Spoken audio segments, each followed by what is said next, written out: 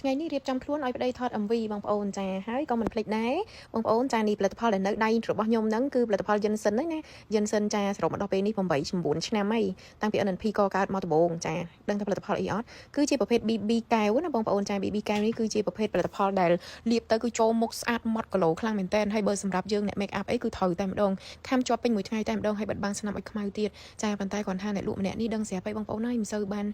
ជាពេលប្រម៉ូទអីទេពីព្រោះគេផលិតផលច្រើនពេកចាហើយបងប្អូនមិនថាមុខស្បែកមុខមនុស្សប្រុសមនុស្សស្រីអីទេគឺថាលាបទៅម៉ត់ផង់ចូលតែម្ដងហើយមុនពេលដែលខ្ញុំប្រើ BB នេះចាខ្ញុំសូមបញ្ជាក់ចាខ្ញុំប្រើជាមួយនឹង sunscreen ចាហើយនឹង BB tip ដែរអញ្ចឹង3ជាន់ហ្នឹងបងប្អូនអ្នកគ្នាតែប្រើ BB កែវហ្នឹងគឺបិទគូតដោយសារ BB កែវហ្នឹងគឺមានតួនាទីមួយគឺធ្វើម៉េចឲ្យខំផលិតផលយើងមិនចូលគ្នាឲ្យបានម៉ត់អញ្ចឹងណាបងប្អូនចាហើយប្តីខ្ញុំនឹងខំប្រទាព្រោះខ្ញុំទាបពេកចាប្តីខ្ញុំខ្ពស់ហ្នឹងហើយចឹងបងប្អូនចាអ្នកដែលគាត់ចង់បានស្បែកមុខស្អាតពេញមួយថ្ងៃអីចឹងណាបងប្អូនកុំភ្លេចណាចាប្រើជាមួយនឹង BB កែវនេះទាំងអស់គ្នាវារៀងថ្លៃបន្តិចបងប្អូន BB កែវហ្នឹង$15ចាអត់និយាយទៅអត់ធូរថ្លៃទេគឺថ្លៃចឹងមិនថាតាំងពីដើមមកហ្មងចា BB កែវហ្នឹងគឺប្រើល្អមែនទែនហើយបងប្អូនជាអតិថិជនដែលគាត់ធ្លាប់ប្រើ BB កែវហ្នឹងគាត់ដឹងហើយណាចាហើយក្នុងមួយទីបហ្នឹងគឺយើងប្រើបាន7 8ខែបងប្អូនចាច្រើនមែនទែនហើយបើសិនជាខ្ញុំប្រើ2នាក់ហ្នឹងអញ្ចឹងផងដូចជាចូលបាន5ខែជាងដែរខ្ញុំប្រើ2នាក់ហ្នឹងហើយអញ្ចឹងសម្រាប់ការ make up ក៏ដូចជា